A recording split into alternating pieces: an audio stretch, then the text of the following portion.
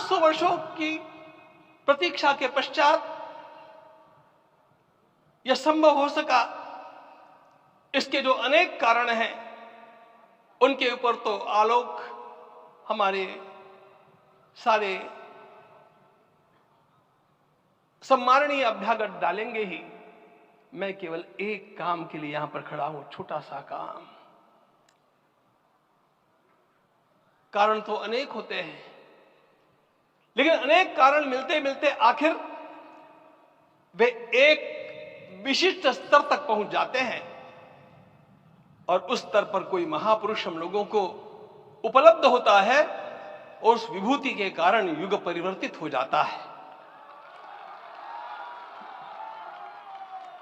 इस प्रकार का परिवर्तन लाने के लिए अपने जीवन को साधना पड़ता है और इस प्रकार जीवन साधने वाले हमारे इस देश की परंपरा के अनेक महान रत्नों में आज हम लोगों को समय की आवश्यकता, युग की आवश्यकता, सनातन के अंतःकरण की आवश्यकता के रूप में हमारे सम्माननीय प्रधानमंत्री जी प्राप्त हुए हैं।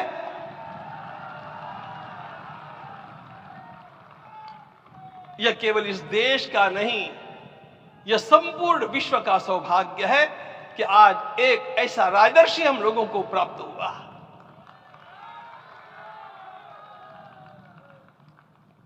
आपके मंगल हाथों से आज प्रतिष्ठा होने की बात थी, वह स्वाभाविक भी था, वो होना ही था मित्रों। लेकिन मुझे इस बात का आश्चर्य हुआ जब मुझे लगभग 20 दिन पूर्व समाचार मिले कि माननीय प्रधानमंत्री जी को इस प्रतिष्ठा के लिए स्वयं अपने लिए क्या क्या अनुष्ठान करके सिद्ध करना चाहिए स्वयं को, उसकी नियमावली आप लिख करके भेजें।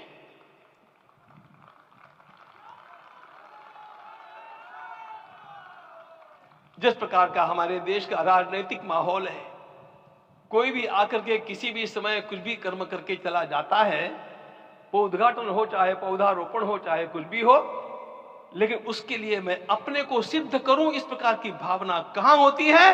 यदि किसी ने पूछा तो मैं कहूंगा कि यहां होती है।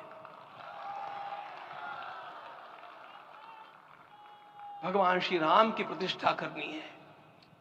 भारतीय जीवनादर्शों के सर्वोच्च आदर्श भगवान श्री राम है और इन समस्त जीवनादर्शों की प्रतिष्ठा करने के समान ही यहां की प्रतिष्ठा रही है।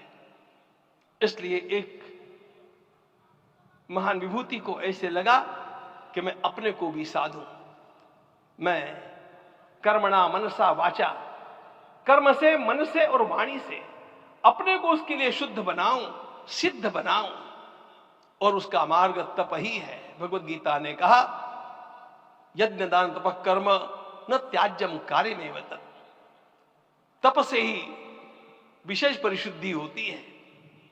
आज मुझे आपको बतलाने समय अंतःकरण गदगद होने की अनुभूति हो रही है।